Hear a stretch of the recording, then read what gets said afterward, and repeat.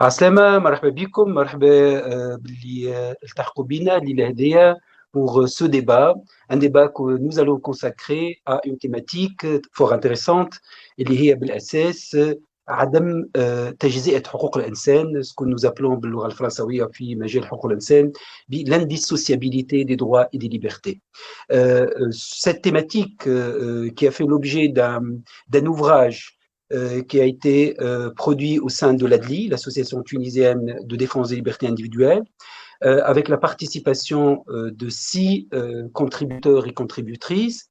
Je les nommerai, je les citerai immédiatement. Madame Akmar Bendena, historienne, Zohair Benjanet, sociologue, Madame Asma Nouira, politiste ou politologue, Madame Mejd Amrabat, professeur de droit, donc juriste, Madame Rim Abdmouleh, économiste, et notre grande amie, la journaliste, Madame Ulfa Belhassim. Toutes et tous ont contribué, chacun dans son domaine, pour nous fournir cet ouvrage qui fera l'objet du débat de ce soir. Mais avant, j'aimerais bien sûr rappeler que ce travail de ce soir, cet événement, est aussi un événement co-organisé par l'association La Rue, chez Rafan, et l'association tunisienne de défense des libertés individuelles, et ce dans le cadre d'un programme qui a été déjà lancé depuis le mois de mars 2020. C'est un programme, c'est le Dream Performative Digital World. C'est un programme aussi soutenu par la fondation ou l'ONG Dignity Institute, basée à Tunis, mais aussi le Danish Arab Partnership, qui ont soutenu ce travail. Et bien sûr, je ne peux pas commencer cette présentation sans remercier tous les contributeurs et toutes les contributrices, ceux qui ont écrit directement, qui ont donné de leur temps, de leur générosité aussi, pour nous fournir tout ce travail et toute cette belle documentation. Mais aussi tous ceux et toutes celles qui ne sont pas avec nous ce soir, au moins dans cette présentation, donc ils ne vont pas parler ce soir, mais qui ont été derrière ce travail, et notamment notre partenaire, à savoir la fondation Heinrich Böll, la Heinrich Böll Stiftung, qui soutiennent toutes les activités scientifiques de l'ADLI, et notamment Heike Luschmann, la directrice du bureau de Tunis, et notre grande amie chargée de ce programme au sein de Heinrich Böll Stiftung, notre amie Hassan Segni. Sans oublier nos amis de l'ADLI, Madame Soumaïa Belhaj, notre présidente, si Ahmed Laloui, notre trésorier, si Anwar Zayani, notre secrétaire général, et bien sûr le chercheur senior de l'ADLI, à savoir notre ami Mohamed Emin Jlassi, qu'ils soient tous et toutes remerciés, sans oublier bien sûr celui qui habille toujours nos travaux avec cette belle esthétique, notre ami Anis El-Menzli de la boîte Halfawin, qui, comme vous le voyez, nous donne de son âme aussi pour embellir toutes nos publications. Donc, mis à part cette présentation très, très globale, très générale, j'aimerais bien peut-être passer directement dans le vif du sujet et bien sûr de vous dire pourquoi l'ADLI a choisi cette année de travailler sur une thématique pareille. Nous avons choisi cette thématique fondamentalement parce que nous avons remarqué que depuis un moment, et notamment avec cette montée de populisme et, entre parenthèses, de discours d'extrémisme et souvent violent, de fascisme quelquefois, une dissociation entre les libertés, et notamment les libertés individuelles, et les droits économiques, sociaux et culturels. Et on le trouve même dans un discours assez souvent rencontré où les gens nous disent, et vous disent apparemment, non, on n'a pas besoin de liberté aujourd'hui, à quoi sert une liberté d'expression alors que nous n'arrivons pas à travailler, on ne peut pas avoir le droit d'accès à la santé. Et lorsque le coronavirus était là, donc la Covid-19 nous a aussi alerté sur cette dissociation où les gens ont commencé à dire, voilà, la priorité c'est le droit à la santé, la priorité c'est comment combattre ce virus, comment être en bonne santé. Et on a essayé petit à petit de laisser tomber d'autres droits, et on y reviendra tout à l'heure avec les intervenants et les intervenantes. Donc on a voulu, dès ce travail, dès ce soir aussi, partager avec vous tous et vous toutes, premièrement, nos craintes, deuxièmement, notre analyse, notre lecture des choses, et quelques pistes de réflexion pour l'avenir et pour les périodes notamment pour 2021, puisque apparemment la Covid-19 avec ses nouvelles souches sont toujours là, et probablement il faut engager un véritable débat sur les droits et les libertés économiques, sociaux et culturels, mais aussi sur les libertés individuelles, et notamment dans le cadre de ce que nous sommes en train d'appeler petit à petit cette dictature sanitaire. Donc, il faut qu'on fasse tous et toutes attention. Donc, mis à part ce travail de recherche, j'aimerais bien vous dire que l'ADLI a développé aussi des fiches de plaidoyer en se basant sur ce qu'ont fait nos contributeurs et nos contributrices pour pouvoir aller vers les décideurs et leur montrer pourquoi il ne faut plus dissocier les droits et les libertés. Et surtout, bien sûr, on a développé d'autres supports qui vont accompagner la présentation de ce livre et la présentation de tous nos travaux, des vidéos de sensibilisation, des débats et plus encore une application qu'on a appelée Arf Haqqak, connais ton droit, et qui va aider tous et toutes de connaître leurs droits et notamment leurs libertés individuelles. Sans trop tarder, je voulais juste vous mettre tous et toutes dans le cadre de ce que nous faisons avec notre partenaire et nos amis de la rue et vous allez nous attendre pour la prochaine édition de Dream City puisque nous engageons aussi un travail entre l'ADLI et la rue pour quelque chose pour Dream City fin 2021, ça veut dire octobre-novembre comme d'habitude 2021. Donc aussi un autre pont qui se dresse entre une association qui se veut du militantisme savant et une association de militantisme aussi artistique et culturel et on va essayer de développer un travail en commun.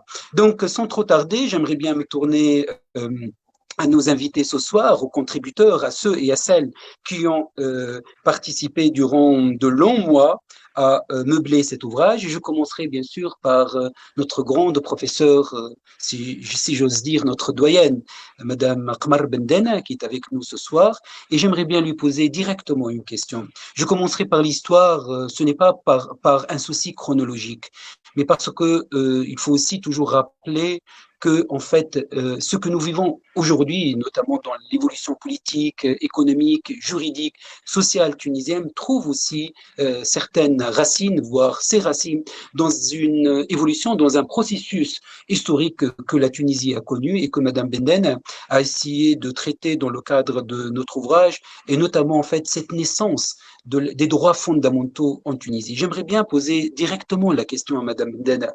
En fait, après en avoir traité cette question, ce soir, on aimerait bien partager avec ceux et celles qui sont avec nous, en fait, qui nous suivent, quelles sont vos conclusions, Madame Bendena? Est-ce que réellement, il y a eu un processus de mise en place d'un mouvement des droits humains en Tunisie?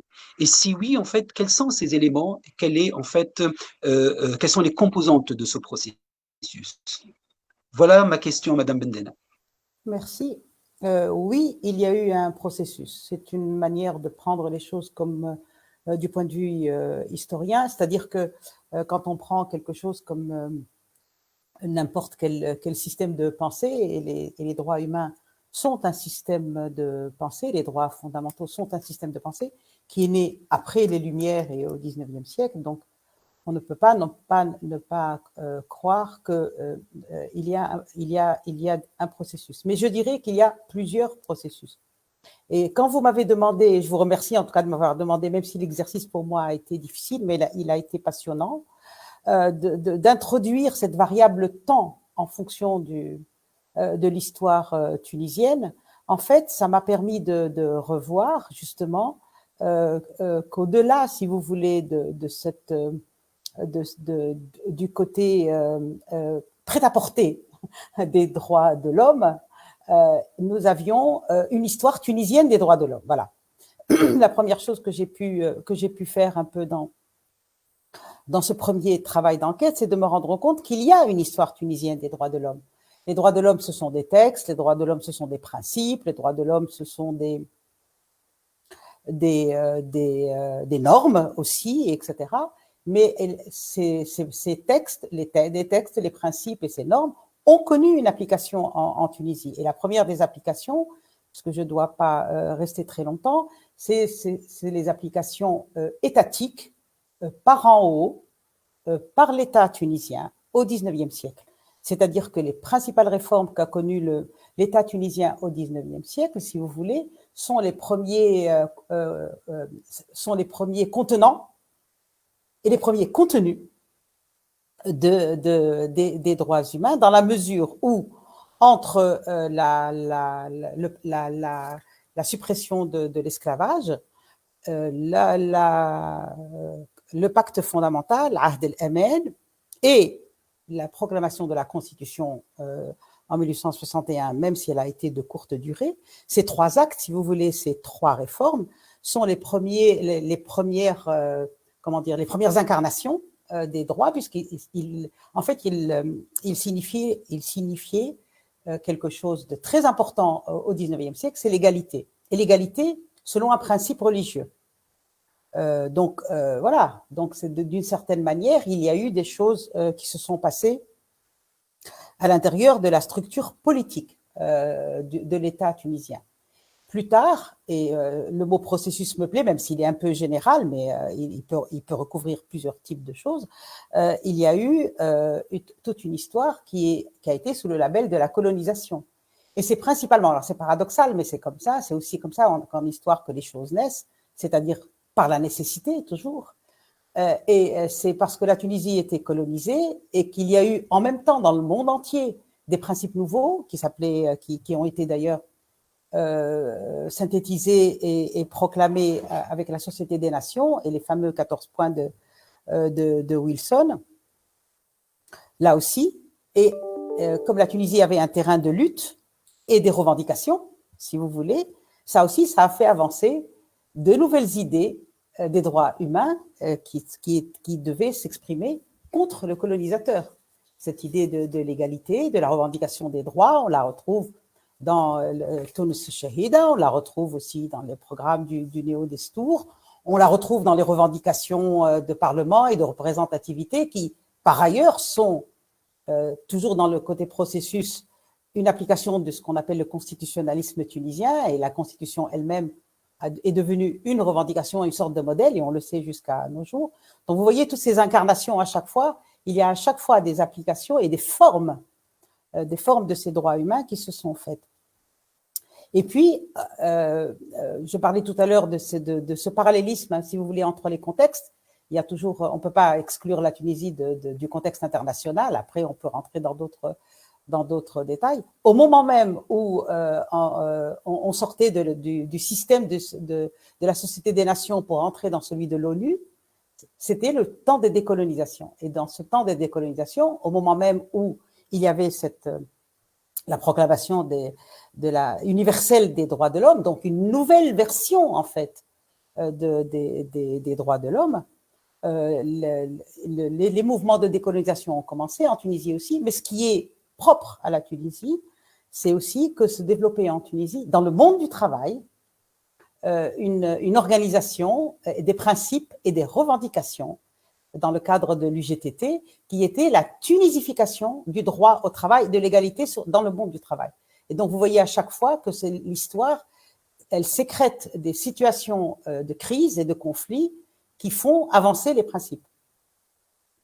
Et donc, quand on arrive à l'indépendance, il y a eu effectivement des applications, j'allais dire, un peu comme au XIXe siècle, c'est-à-dire par en haut, c'est-à-dire une sorte de, voilà, le code du statut personnel qui d'ailleurs incarne l'égalité de l'homme et de la femme dans la famille, hein, dans la famille. Bon, il y a eu le droit de vote, etc. Donc, vous voyez tous ces petits pas, parce que toujours sous le label de l'égalité, qui est un des droits humains. On disait encore des droits de l'homme, hein, on ne disait pas des droits humains à l'époque. Donc voilà, toutes ces petites avancées qui ont été faites par en haut, si vous voulez, par décret, etc. Tout ça a fait avancer ces droits de l'homme, toujours par en haut, donc dans des institutions, dans des instances, et aussi par respect pour les traités internationaux, parce que la Tunisie, comme pays souverain, signait aussi des traités internationaux. Mais ce qui s'est passé aussi, c'est que petit à petit, toujours en reprenant le mot processus, nous sommes entrés dans une sorte d'instrumentalisation des droits de l'homme. Voilà. Il y a eu un côté, si vous voulez, positif, et puis il y a eu aussi un côté instrumentalisation. Donc, c'est devenu des droits de l'homme quasiment de vitrine. Je vais un peu loin, mais je vais un peu vite. Mais on pourra reprendre les détails. Et par exemple, sous Ben Ali, on chantait les enfants, les handicapés, etc. Mais c'était aussi une manière un peu de faire comme si on respectait les droits de l'homme, alors qu'au fond, il y avait une instrumentalisation et beaucoup de choses qui n'étaient pas du tout conformes à ces droits de l'homme. Alors, il y avait des luttes à l'intérieur. Il y a une naissance d'une Ligue tunisienne des droits de l'homme en 1977, une charte en 1985, plusieurs combats, etc. Et même un institut arabe des droits de l'homme sorti de... Donc, à chaque fois, vous voyez, les institutions, les textes, les normes, les idéaux et la réalité. Hein, et c'est aussi un peu, si vous voulez, quand on est historien, on est obligé de faire attention à tous ces angles de vue. Et tout ça ne va pas comme de la musique symphonique. Hein, il y a des dénivelés, il y a des etc. Et puis il y a aussi des ratages, par contre. Mais je pense que, et je m'achemine vers la fin pour laisser peut-être la place aux collègues et peut-être aussi à des questions. Ce qui me semble aussi être une sorte de péché, enfin de péché. Oui, si on peut prendre un mot moral, mais c'est que cette instrumentalisation politique des droits de l'homme, de créer un ministère des droits de l'homme, etc., sous Zine al-Abidine Ben Ali, a laissé des traces après la Révolution, puisqu'on a aussi eu un ministère des droits de l'homme après de 2011, une constitution, alors c'est toujours positif, négatif, c'est jamais tout blanc ni tout noir, une constitution quand même qui consacre les droits humains, et vous voyez comment la Tunisie se mettait à jour, si vous voulez, parce qu'il y a eu la grande décennie de l'ONU, etc. Bon, il ne faut pas oublier tous les militants, tous les gens qui travaillent, parce que les militants aussi, c'est une catégorie d'acteurs extrêmement importante dans l'histoire pour introduire les nouveaux concepts, pour comme on dit, pour les acclimater, pour les indigéniser, si vous voulez. Donc, ce sont les militants, mais ça ne suffit pas. Le niveau de la militance ne suffit pas. Et on se retrouve aujourd'hui, justement, encore une fois, avec un tableau encore contrasté, c'est-à-dire beaucoup de déclarations de principe, la Constitution en étant un, même s'il y a toute une partie de la Constitution qui les proclame, un chapitre, si vous voulez, avec toutes sortes de droits. D'ailleurs, c'est assez éclectique et difficile. Et puis, voilà. Et donc, encore une fois, le processus historique, en tout cas, quand on regarde le processus historique sur la longue durée, on voit à chaque fois comment les niveaux, les dénivellations des niveaux, et nous sommes aujourd'hui, comme vous l'avez dit, dans un autre contexte qui oblige effectivement à se rendre compte qu'il n'y en a pas assez. Et il y a encore tout à fait, Madame Benden. Tout à fait. Et là, puisqu'on arrive à aujourd'hui, comme vous venez de le dire, je vous remercie infiniment pour avoir partagé les conclusions, mais plus encore, parce qu'il y a là une réflexion d'une historienne. Parce que c'est ça aussi, en fait, ce qui fait un peu le plus de ce travail. Ce n'est pas uniquement le fait de suivre un processus, mais aussi de réfléchir sur ce processus. Et nous avons réellement apprécié. توا مدام بندنا جوست باش نذكر شويه باللي انت كنت تقول فيه باسكو فيت هالمنحى اللي خذيناه من 1800 تقريبا 46 سي اون فو كومونسي ميم باغ مساله الغاء العبوديه في تونس واللي نوصلوا به الدستور 2014 واللي الواقع الان بعد انتخابات 2019 خلينا زيد نبينوا انه هالبروسيسوس هذايا اللي تعمل تقريبا في كل الاوقات بصفه فوقيه دونك اما ابارتير من 2011 المساله الفوقيه ما عادش نجم تكون وحدها هي اللي تنجم تخدم لو بروسيسوس نتاع حقوق الانسان حتى المجتمع تغير هذا هو المجتمع القرن التاسع عشر مش مجتمع وهذا ليش حبينا نتوجهوا لصديقنا سي زهير بن جنات اللي معنا توا وسي زهير اللي اشتغل معنا في المؤلف هدايا وخدم على المسألة الاجتماعية ولكن من زاوية دقيقة جدا كما تعرفوا ديما رجال ونساء علم الاجتماع كما رجال ونساء الصحافة يهتموا برشا بالمسألة الآنية والحالية وملاحظة ما هو موجود ولذلك ركز صديقنا زهير بن جنات الدراسة نتاعو على فترة محددة ولاحظ من خلالها كيفاش تفاعل المجتمع التونسي مع مسألة اللا تفاضلية بين الحقوق والحريات. Et là, je m'adresserai directement à Zouhaïr Ben Jannat. Comme vous le savez, cette soirée permet à tous les intervenants et à toutes les intervenantes, bien sûr, d'utiliser la langue de leur choix, donc que ce soit l'arabe ou le français ou même l'anglais s'ils et elles le désirent. Et juste, si Zouhaïr, j'aimerais bien vous poser directement la question. Vous venez de suivre ce que vient de dire Madame Benden concernant ce processus, mais aujourd'hui, est-ce que l'écho de ce processus, on le retrouve ou non في المجتمع التونسي اليوم؟ صعيب. يعني خليني في البداية نحب نشكرك وحيد الساعة على تنسيق اللقاء الجميل هذايا، ونرحب بالضيوف ونرحب زاده باللي تابعوا فينا. يعني صعيب اللي كان تدخل فيه مدام خمر بن دانا، بيان سور نعرف معناها هيستوريكمون الامور واضحه، ولكن الاثر نتاعو في المجتمع التونسي مازال بعيد برشا، لانه التوانسه مالوريزمون ما هماش الكل بنفس درجه الوعي بالتطور التاريخي، والتوانسه بشكل عام ما هماش يعني ما كانوش مساهمين بنفس الكيفيه في صناعه التاريخ. كما تعرف انا معناها الفكره اللي خديت منها اللي بنيت عليها الدراسه هو وقتها في الحجر الصحي الشامل. الحجر الصحي الشامل اللي امتد من على 43 يوم من 22 مارس ل 3 ماي. في 43 يوم حبيت ناخذ اكثر النشطاء اللي معروفين حتى على الساحه نتاع الحركات الاجتماعيه، واحنا تعرف اهتمامنا بالحركات الاجتماعيه اون طونك سوسيولوج. حبيت ناخذ اهم المنشورات الفيسبوكيه، لانه في الوقت هذاك كانت تتذكروا معناها المجال الوحيد اللي بقى مفتوح للتوانسه باش يعبروا ويكتبوا ويتحركوا، ومعناها سافيان ميم معناها بور رومبلاسي ليسباس بوبليك كوتيديان، ولا بلوتو الفيسبوك ما عادش ليسباس معناها اللي نعرفوه.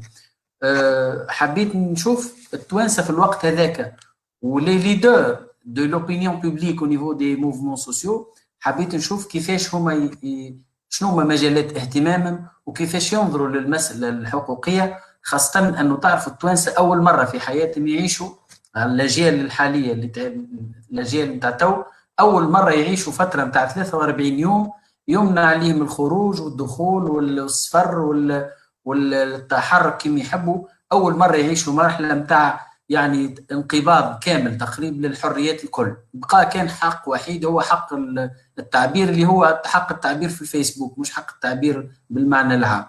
حبيت نشوف التوانسه في الوقت هذاك كيفاش ينظروا لمساله الحقوق والحريات. وتعرفوا في الوقت هذاك اللي الحقوق الكل تمست، مش فقط حق التنقل، ولا تعرفوا الناس ما عادش تنجم تخدم في الوقت هذاك، ما ينجموش يتحركوا، ما ينجموش يمشيوا يخدموا، ما ينجموش يمشيوا المؤسسات، ما ينجموش حتى اللي يتزاوروا بين بعضهم ما ينجموش. حبيت نشوف التوانسه على شنو يركزوا في الوقت هذاك. فالاكتشافات مهمه جدا يعني في المستوى هذا. الاكتشاف الاول هو انه يعني اجمالا صناع الراي العام في مستوى الحركات الاجتماعيه، وتعرفوا انه الحركات الاجتماعيه في السنوات الاخيره هي اللي تحرك بالفعل في الاحداث، ما هيش الاحزاب هي اللي تحرك في الاحداث. ما هوش معناها المجتمع المدني ولو انه اقوى من الاحزاب في تحريك الاحداث. وتتذكروا الكل وانا وضحته في البحث، حتى الدستور تعرفوا التحركات الكبيره اللي ساهم بها الحركات الاجتماعيه باش في سواء كان عند صياغه، كانت تتفكروا الفصول اللي كانت محل اشكال، او معناها الحملات اللي صارت من يعني سواء كان نجم نسمي لهنا ماليش مسامح، ولا نجم نسمي معناها عده حركات اجتماعيه اخرى. ورينا انه الحركات هذوما نجموا يغيروا شويه الواقع. حتى الدستور كانت تتفكروا الفرق بين دستور 2013 جوان 2013 والدستور النهائي كان فرق كبير، ولكن الشارع كان عنده دور في هذا. تعرفوا بعض الخيارات الاقتصاديه كيف كان الشارع عنده دور مهم. حبينا نشوفوا القاده اللي معروفين في الساحه نتاع الحركات الاجتماعيه شنو كان اهتمامهم في مجال الحقوق وقت اللي تمست كل الحقوق في وقت واحد، في نفس الوقت ونفس المده ونفس الفتره وبنفس الكيفيه. شنو كان مجال اهتمام؟ اول النتائج اللي وصلنا لها هو انه عموما الحركات الاجتماعيه معناها خذات المنحى نتاع اللي نسميه احنا لو كاتاستروفيزم، معناها تضخيم المأساة، سواء كان في المطالبه بحرياتهم او بحقوقهم. كان الخطاب اكثر يميل الى انه يضخم المأساة مش الاستناد للنصوص القانونيه اللي تلزم الدوله باش تضمن حد ادنى من الحريات وحد ادنى كذلك من الحقوق، لانه تعرف في الوقت هذاك كما قلت الحريات الكل والحقوق الكل تمست بنفس الكيفيه. حتى الفئات الاكثر تضررا اللي هي الفئات الشعبيه الاكثر تضررا ب معناها تعطل الحياه بشكل عام كانت تميل اكثر الى انها تضخم الماساه وتصور الماساه اللي تعيشها، وهي حقيقه معناها ماساه حقيقيه، ولكن كان اعتمادها على النصوص القانونيه وعلى المبادئ العامه لحقوق الانسان كان ضعيف برشا، رغم انه نحن نتحدث على قاده على زعماء معناها في الحركات الاجتماعيه دي ليدر معناها دي موفمون سوسيو.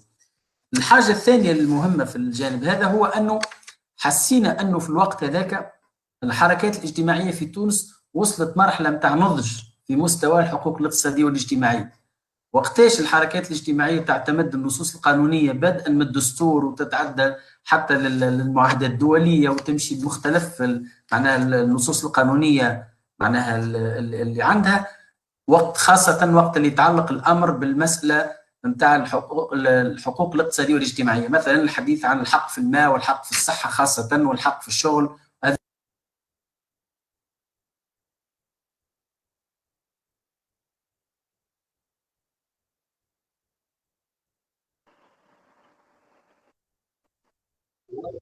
اي زهير ما عادش نسمعوا فيك. اي فوالا اي سامحوني. دونك قلت انه الحركات الاقتصاديه حسينا فيها اون سيغتان ماتوريتي، يعني ثم نضج في تناول المساله هذه. الحاجه الاخرى المهمه هو انه واضح جدا انه التمسك بحريه التعبير. تقريبا كل المنشورات الفيسبوكيه في الوقت هذاك اللي صدروا على 11 قائد من قاده الحركات الاجتماعيه كانت في اغلبها يعني كانت تتمسك بحريه التعبير وتعتبر انه حريه التعبير هي المكسب تقريبا الوحيد من الثوره، وحريصه جدا انها تتمسك به. باركونتر وقت اللي يتعلق الامر بحريه الضمير مثلا والسياده على الجسد، لو droit de disposer de son corps ولا لو droit d'opinion، المساله مختلفه، لانه تحس انه حتى ولو احيانا ياخذوا مواقف، وتعرفوا في الوقت هذاك كان تتذكروا كانت صارت برشا احداث تتعلق بحريه الضمير تحديدا، كما زاد صارت احداث تتعلق بالحق في الصحه ولا الحق في التنقل وقتها منع التنقل الى اخره، ولكن كلما تعلق الامر بحريه الضمير ولا بالحريات الجنسيه بشكل عام الحركات الاجتماعيه هي اكثر ميل الى انها يعني تغير خطابها، تولي تبحث حسين معناها في التحليل وصلنا الى انه البحث عن المشروعيه الاجتماعيه باش يكونوا اكثر مقبوليه، لاكسبتابيليتي معناها دو موفمون، لاكسبتابيليتي سوسيال دو موفمون، يخلي القاده هذوما يمشيوا في خطاب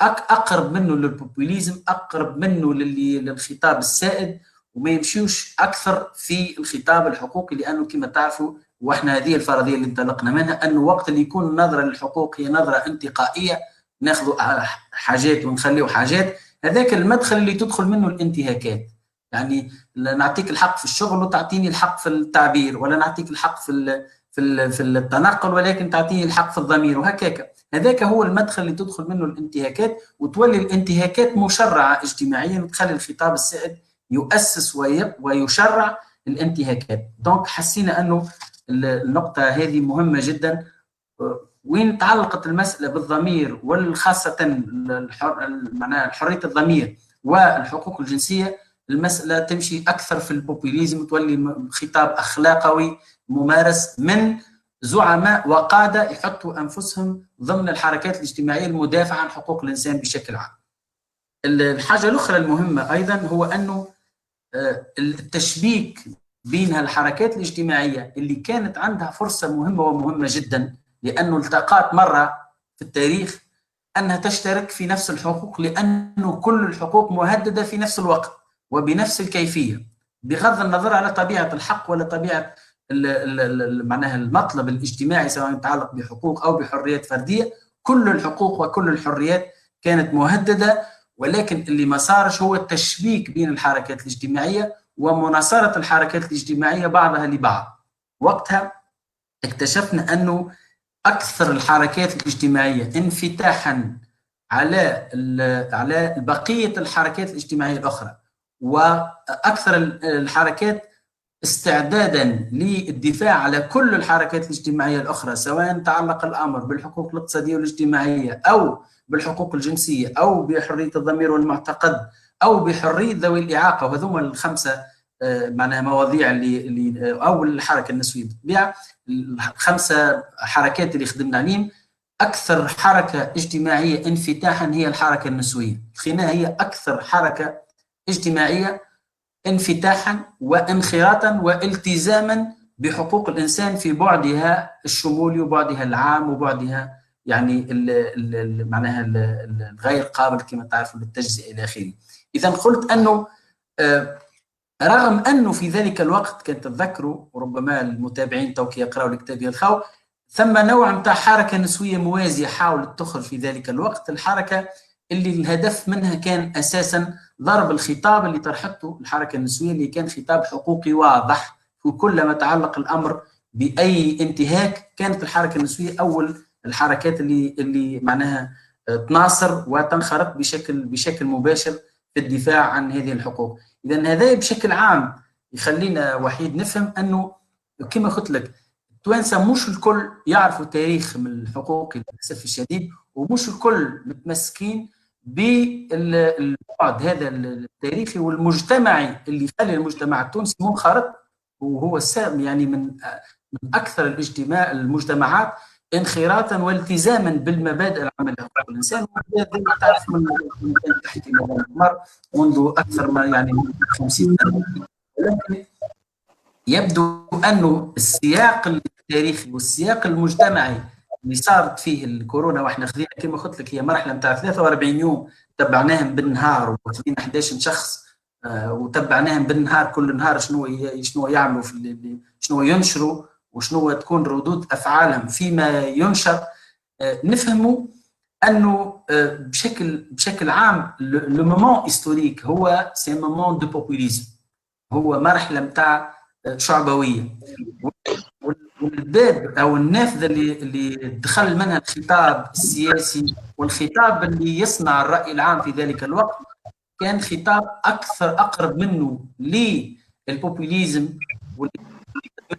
خطابات نتاع اخلاق ونتاع دين ونتاع كذا، وخلات الجانب المهم اللي هو كان قلت أن يمثل مرحله تاريخيه مهمه جدا، هي المرحله اللي نجموا كل الناس يتفقوا رغم اختلافاتهم حتى احيانا حتى تكون ايديولوجيه او سياسيه، ولكن في الوقت هذاك كانت فرصه تاريخيه باش كل الحركات الاجتماعيه تخدم مع بعض البعض، لانه كل الحركات الاجتماعيه كانت مهدده خلال كامل تلك المرحله.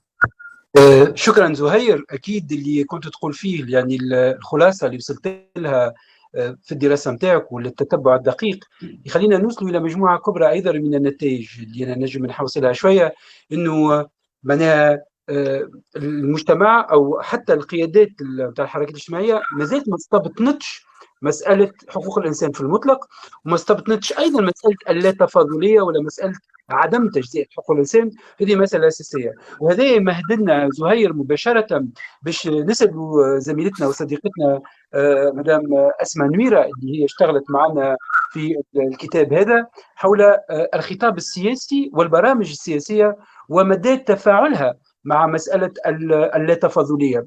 Et là, bien sûr, Zouhaïr, j'aimerais bien peut-être rappeler un tout petit peu les conclusions de ton papier, parce qu'en fait c'est un papier assez consistant en langue arabe qui a été publié avec une synthèse en anglais et une synthèse en français comme pour tous et pour toutes.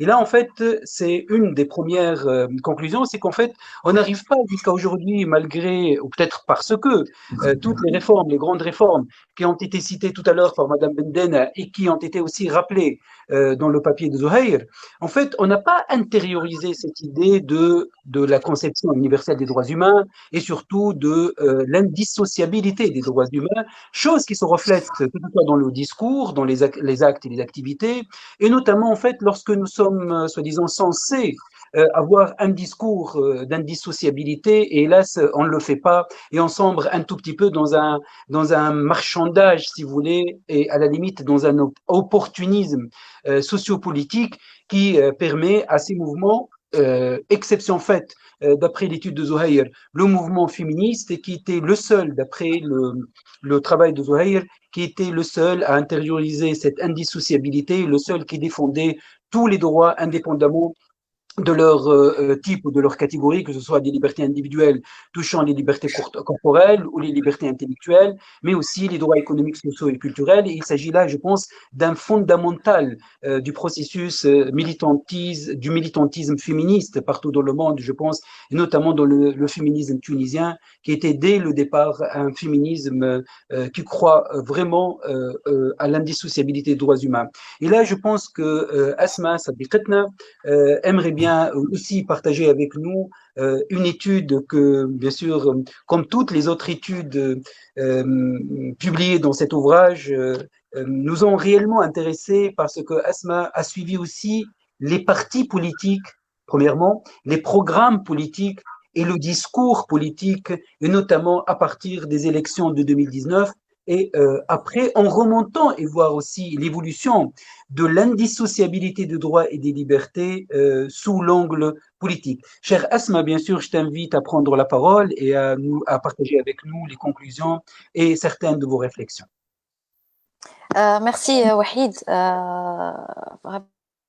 كان لي الشرف اني اشتغلت معكم في الكتاب على الموضوع هذايا، واني ساهمت في الكتاب اللي تم إصداره مؤخرا.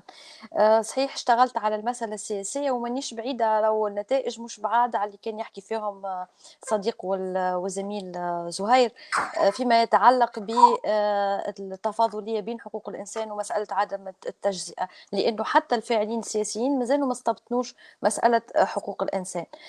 نعرفوا لمسألة حقوق الإنسان برمتها مطروحة من 2011، هي قبل 2011 لكن في 2011 أيضا لقات الاهتمام. بدينا أولا بالحقوق السياسية والحريات العامة اللي الهيئة العليا أعطتها قدر من الاهتمام، وخرجت نصوص كانت تعتبر تقدم في هذا المجال. لكن 2011 كانت الظرفية اللي خلت حقوق أخرى وحريات أخرى تبرز وتطرح في النقاش، في إطار النقاش نجم نقولوا بين ظفرين الإيديولوجي حول مسألة الهوية وحول عدة مسائل اجتماعية طرحت في 2011، منها قضايا المرأة، منها ما يتعلق ب الحريات الفردية، أيضا المسألة الاقتصادية والحقوق الاقتصادية والاجتماعية كانت في قلب المطالب. بفضل جهود متضافرة من المجتمع المدني تم إدراج كل هذه الحقوق كما قالت مدام قبر بكري. الدستور براتيكمون فيه كل شيء حتى الحق في الترفيه، وألزم الدولة بأنها تكرس هذه الحقوق. وصلنا 2014 بدستور فيه مجموعة هامة من الحقوق والحريات وينص على الكونية والشمولية إلى غير ذلك، ما نجم نقولوا تقدمي إلى أبعد الحدود في هذا المجال. لكن هل يكفي التنصيص الدستوري على أنه نقولوا وصلنا لمرحلة مهمة من مسألة تكريس حقوق الإنسان؟ التنصيص الدستوري لا يكفي، لأنه لابد لضمان هذه الحقوق اللي الدستور نفسه حمل الدولة هذه المسؤولية تكريسها، لابد من أنها تترجم عبر التشريعات وعبر في إطار مواقف عملية أو في إطار حمايتها بالشكل العملي. هنا يجي دور مؤسسات الدولة، يعني البرلمان أساسا، ولكن شكون اللي ممثل في البرلمان؟ هم الأحزاب السياسية والفاعلين السياسيين. تعديت الخمس سنوات الأولى، المرحلة البرلمانية الأولى بحكوماتها، هناك تقدم صغير في هذا المجال، أنه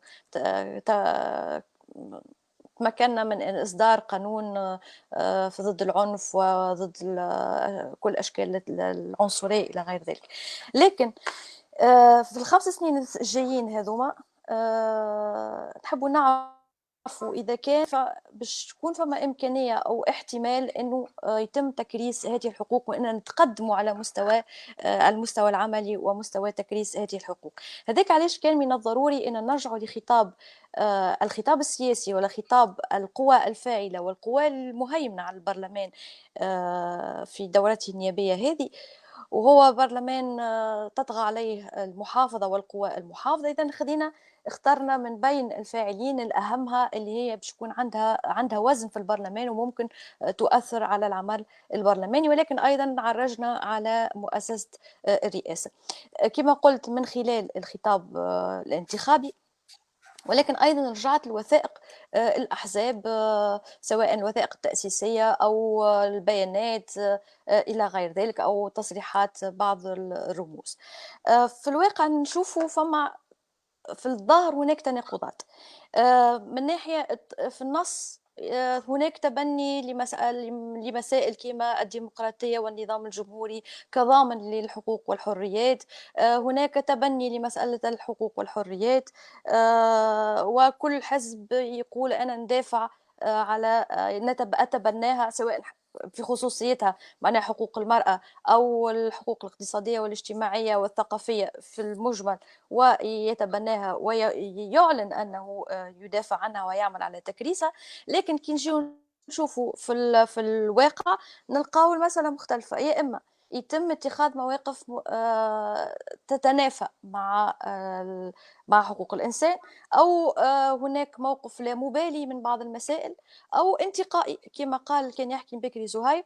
فما مسائل فما حقوق ما فيهاش إشكال كما الحق في الصحة والتعليم والشغل والإضراب، هذه مسائل ما يختلفوش فيها. لكن وقت اللي نوصلوا المسائل حساسة كما مسألة حرية الضمير أو الحريات الدينية أو الحريات الجنسية أو الحريات الفردية، لهنا يصبح هناك إشكال وتصبح هناك انتقائية. كيفاش نفسروا هذا الفارق، ما نقولش تناقض انما ليكار بين ما هو منصوص ومعلن وما هو معمول به في الممارسة والواقع؟ هناك عدة تفسيرات. نجم نقول هذا يندرج في إطار الخطاب التعبوي على مستوى النص، لأنه نحب نعجب ونحب نظهر حداثيين، نحب نظهر اللي احنا نتبنى الديمقراطية وحقوق الإنسان، وبالتالي ننص على ذلك في النصوص التأسيسية ونذكر ذلك في البيانات.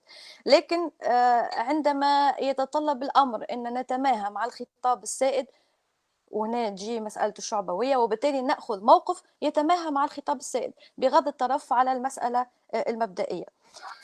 أيضا هناك نقطة تفسير آخر ممكن أن نفكروا فيه، هو مسألة اللي نلقاها عند أغلب القوى السياسية وأغلب الأحزاب سواء الممثلة في البرلمان أو خارجها، هي فكرة هي هوس نجم نقولوا في مسألة التوفيق بين الأصالة والحداثة.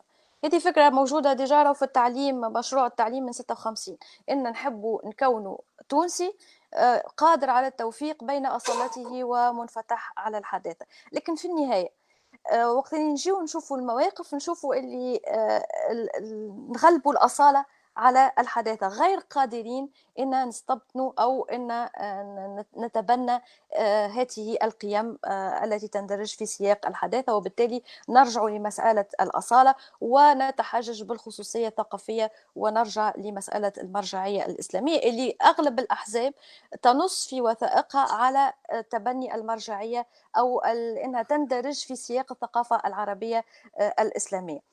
بالتالي لم ننجح، ما نجحوش في التوفيق بين الاثنين، وفي كل مرة يتم تغليب الأصالة، وخاصة في ما يتعلق بالمسائل الحساسة اللي أنا ذكرتها. لهنا تقعد نقطة ثالثة واللي هي تظل مهمة فيما يتعلق بالخطاب السياسي، هو مسألة مضمون هذه المفاهيم. نحن نستعمل نفس العبارات، الديمقراطية، النظام الجمهوري، الحرية، الحقوق، ولكن مش بنفس المضمون.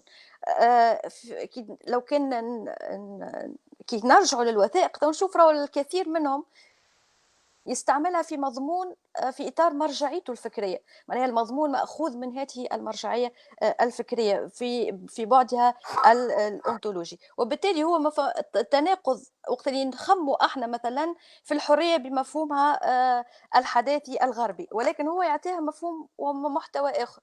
الديمقراطية كيف إذا كان احنا نخموها بمنطق القيم وحقوق الإنسان، هو يخممها بالمنطق الإجرائي، وبالتالي هو ماهوش في تناقض مع نفسه، لأنه هو عاطي مضمون معين لهذه الكلمات. وبالتالي إذا كان وهنا نختم فيما يتعلق بمسألة الربط بين الديمقراطية وحقوق الإنسان والحريات، إذا كان لا نكرس ولا ندافع عن الحقوق والحريات بمجملها بطريقة غير تفضيلية وغير مجازأة، سنقع فيما يسمى بالديمقراطية الغير ليبرالية أو أي الديمقراطية الشكلية اللي تعتمد على التداول الانتخابات، معناها والتداول على السلطة أو الوصول للسلطة عن طريق الانتخابات، ولكن دون تكريس الحقوق والحريات أو تكريس البعض منها بشكل انتقائي. وهذا أظن اللي احنا ماشيين فيه على ضوء المعطيات السياسية العامة. وشكرا. شكرا صديقة أسماء نويرة.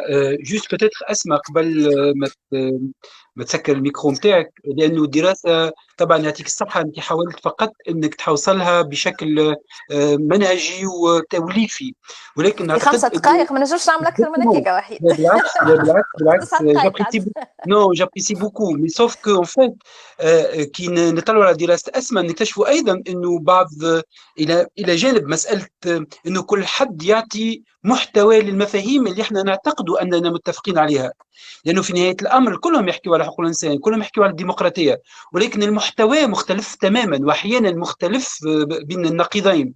فقط سؤالي ليك في الآخر أسمع، لا بيان سور حبيت نقول لك أنه il y a un danger que vous avez aussi évoqué dans ce travail، والخطر اللي تتعرضت له في الخدمة نتاعك هو الخطر الداهم واللي هو كبير. هالخطاب هذا الشعبوي اللي ماهوش فقط على مستوى الخطاب، خاطر ينجم يترجم الى افعال ومواقف انه التاريخ بينها لنا على الاقل عمنا اكثر من 100 سنه عشناها، على الاقل منذ العشرينات على الاقل العشرين، كتذكروا شويه تاريخيا انه صعود الحركات الشعبويه اللي تتضافر في عديد الحالات مع الحركات المحافظه جدا والفاشيه اللي تترعرع في اكثر الاوضاع بؤسا، اللي كما الحاله اللي احنا فيها مع المشاكل الاقتصاديه والاجتماعيه والوبائيه الان، انه ينجم يكون خطر كبير. واعتقد انه في العمل نتاعك قرأت تقريبا ناقوس خطر، قلت ردوا بالنا لو ثم توجه خطير جدا اذا مشينا فيه. خاطر انت حكيت قبيله على الخطاب السياسي عموما، ولكن ايضا حتى على مستوى اعلى هرم السلطه، معناها لا ماجستراتور سوبريم المام qui est complètement dans un délire populiste. D'ailleurs, elle le fait clairement. Donc, si on analyse aujourd'hui le discours du chef de l'État, je parle du président de la République, c'est un discours populiste qui correspond parfaitement, en fait, à toutes les composantes du discours populiste tel que connu. Et je pense là, Asma, votre étude et ce que vous avez présenté correspond parfaitement donc à cette sonnette d'alarme. أي جست حبيت نزيد جملة فقط، هو إنه إحنا مجتمع محافظ، والشعبوية اللي عندنا هي شعبوية يمينية، وبالتالي بالضرورة باش تمشي في اتجاه إرضاء هذا المجتمع المحافظ. هذاك علاش هي تشكل خطر على مسألة الحقوق والحريات الفردية بالخصوص. يعيشك اسمع، لانه اعتقد الناس كل متشوقين باش يشوفوا الان لي زاناليز نتاعك، اش قلت على حركه النهضه، اش قلت على التيار، اش قلت على الحزب الجمهوري، وحاجه هامه جدا لانه في نهايه الامر الاناليز اللي عملتها صديقتنا اسماء تعرضت لهم الكل وبالتفصيل، وبينت ان شئنا المناطق الرماديه الكثيره جدا والمناطق اللي فيها الوضوح وهي قليله جدا فيها الاحزاب هذه. بيان سور ميرسي بوكو اسماء، ميرسي زهير، ميرسي قمر pour tous ces éclairages, mais aussi n'oublions pas que souvent tous ces éléments, qu'on le veuille ou pas, c'est des éléments qui sont souvent habillés dans des normes juridiques et dans des textes juridiques. Et tout à l'heure, Madame Akmal Benden, lorsqu'elle a commencé à parler, tout en étant historienne, elle a rappelé aussi ce processus légal, à la limite légaliste de la Tunisie. Zouhaïr, tout à l'heure, lorsqu'il a parlé, notre ami Zouhaïr Benjanet, a aussi rappelé comment on est un peu à l'écart de cette de ces normes. Ces normes, en fait, traduites aujourd'hui dans ce que nous appelons d'une manière commune les droits humains ou l'approche droits humains, et que notre grande amie, Madame Mejda Mrabet, professeure de droit, a essayé aussi, a fait une tentative, un essai, comme on le dit dans les genres, entre guillemets, littéraires, un essai pour comprendre aussi cette indissociabilité. Et Mejda a essayé de remonter jusqu'à 1789 pour nous donner, et je trouve ça, parce que vous savez, lorsqu'on lit au début, c'est pas comme lorsqu'on lit à la fin. Ça fait quelque temps, je lis ce travail, mais comme un lot entier, comme un bloc. Et c'est là où réellement on découvre aussi la richesse de tout ce que vous avez fait, toutes et tous, et on découvre aussi ce fil qu'on trouve malgré le fait que vous n'avez pas bien sûr coordonné, parce que nous sommes dans les libertés académiques et on laisse bien sûr les chercheurs et les chercheurs libres dans leurs pensées. Je trouve que Mejda est là peut-être bien sans dévoiler bien sûr une de grandes conclusions de ma grande amie Mejda Mrabet. Je lui laisse la parole pour nous parler un tout petit peu en fait de ce processus aussi légal qui donne aujourd'hui cette idée de l'indissociabilité des droits et des libertés. À toi la parole, cher Mejda.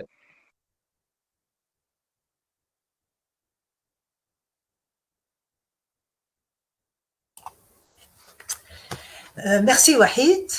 J'ai été très intéressée par tout ce débat. Déjà, c'est une présentation, mais c'est une présentation débat. Vous m'entendez? Bien.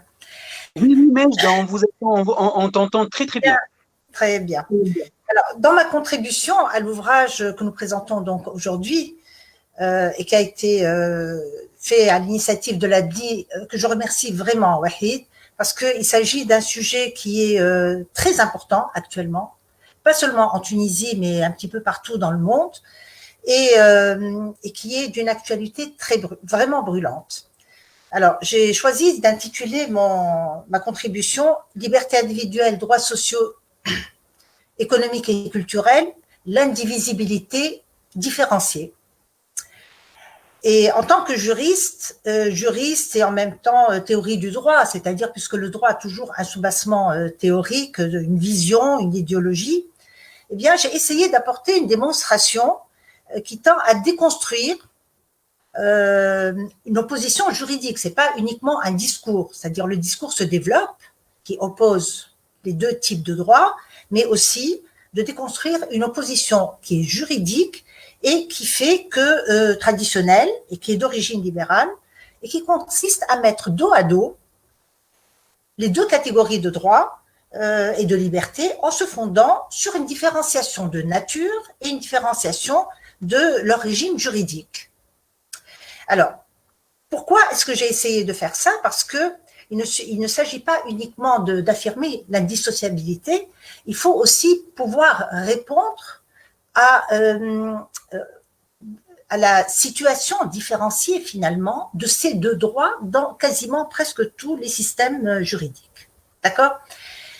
Ce sont deux droits qui obéissent à des règles différentes et on part de l'idée que ces règles différentes font que dans certains cas, ces droits-là ont une réalité, alors que dans d'autres cas, tout en étant consacrés par la Constitution, eh bien, ils restent lettre morte quelque part. Et c'est ce qui fait que, finalement, il ne suffit pas, à mon sens, hein, il ne suffit pas de dire que tous les droits doivent exister, que tous les droits sont indissociables ou indissociés, mais il faut arriver à convaincre.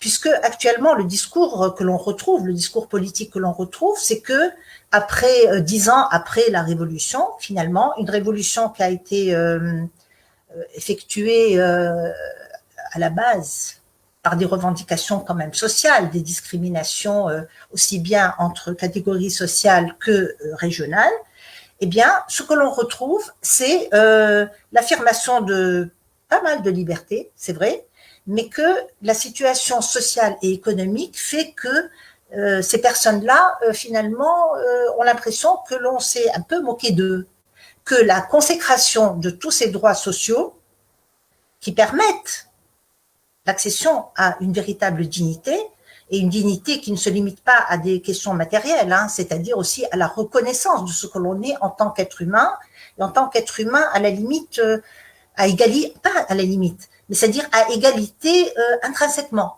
C'est-à-dire l'idée de haqra. Le haqra, c'est pas uniquement une question matérielle, c'est aussi le regard que l'on porte sur vous quand vous faites partie d'une catégorie sociale différente, évidemment déclassée, ou bien d'une région qui est défavorisée. Donc, la question qui se posait pour moi, c'était tout en étant convaincu, moi, que on ne peut pas avoir de liberté sans qu'il y ait une justice sociale et une égalité, et inversement. D'accord? Mais si l'on revient à la construction juridique, qui trouve ses origines dans la Déclaration des droits de l'homme et du citoyen de 1789, mais même avant, eh bien, on a deux conceptions des droits de l'homme qui font que la portée de la consécration de ces droits va être totalement différente. D'un côté, on affirme l'universalité des droits humains, le principe de la liberté, de l'égalité et de la dignité, mais en même temps, on perçoit ces droits-là, et ces principes, et les droits qui sont engendrés par ces principes, comme étant des droits universels. Et à partir de l'idée d'universalité, eh bien, cela doit conduire, dans cette logique libérale, cela doit conduire nécessairement à une conception abstraite de l'être humain.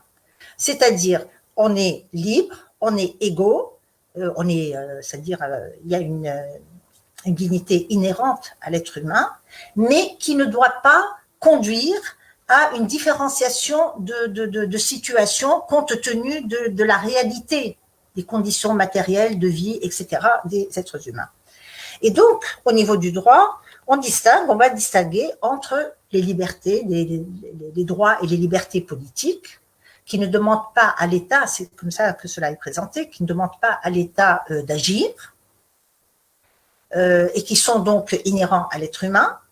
Ce sont des droits d'eux, et les droits qui sont des droits créances, et qui sont des droits qui, en réalité, renvoient à la recherche d'une certaine justice sociale, c'est-à-dire avec des prestations qui sont demandées à l'État de manière à compenser, à différencier selon les catégories de personnes à qui ces prestations vont être données, et qui donc vont permettre finalement quelque part, c'est-à-dire de rendre les citoyens un petit peu à égalité. D'accord? Bien. Alors, le problème, c'est quoi? C'est que sur cette base-là, à partir du moment où ces droits sociaux, culturels, économiques, sociaux, etc., qui sont considérés comme des droits de seconde génération, c'est-à-dire qui sont venus après les premiers droits, qui sont inhérents à l'être humain, eh bien, les premiers sont considérés comme relevant de l'universalité, les seconds ne relèvent pas de l'universalité. D'accord? Parce que ils sont destinés à des catégories spécifiques. D'accord? Ils sont ciblés. Alors, mon but à moi, c'était de montrer que finalement, on ne peut pas avoir les deux. On ne peut pas ne pas avoir les deux en même temps. C'est-à-dire que c'est vrai qu'actuellement, les différentes catégories sociales qui sont fragilisées estiment que face à la misère, ils ont plus besoin de pain, de santé, enfin de droit à la santé, etc., que de liberté. Mais en même temps, ce qu'il faut montrer, et ce qui a été à l'origine de toutes les révolutions en réalité, c'est-à-dire depuis avant 1789 et jusqu'à la révolution tunisienne, eh bien, c'est que on a pu exiger cette égalité, revendiquer cette égalité, qu'à partir du moment où on a pu s'exprimer, on a pu exercer ce droit, ces libertés politiques, qui sont des libertés qui ne sont pas uniquement des libertés de riches, ce sont des libertés qui sont absolument nécessaires pour faire avancer les revendications de justice sociale, etc. Voilà. Donc, le premier problème, donc, c'est un problème, c'est que à partir de cette différence de nature des deux catégories de droits et de leurs destinataires, on en a déduit un régime juridique différent. Un régime juridique différent qui fait que dans un cas, ces droits-là peuvent s'exercer sans problème, bon, sauf quand on est dans un État autoritaire, etc. Alors que les autres droits économiques, sociaux et culturels, même dans les pays riches, eh bien, ce sont des droits qui ne sont pas de véritables droits subjectifs. Ce sont des droits que l'on a pu considérer comme étant des objectifs, c'est-à-dire que l'État doit, entre guillemets, avoir des politiques sociales, des politiques sanitaires, d'éducation, etc., etc.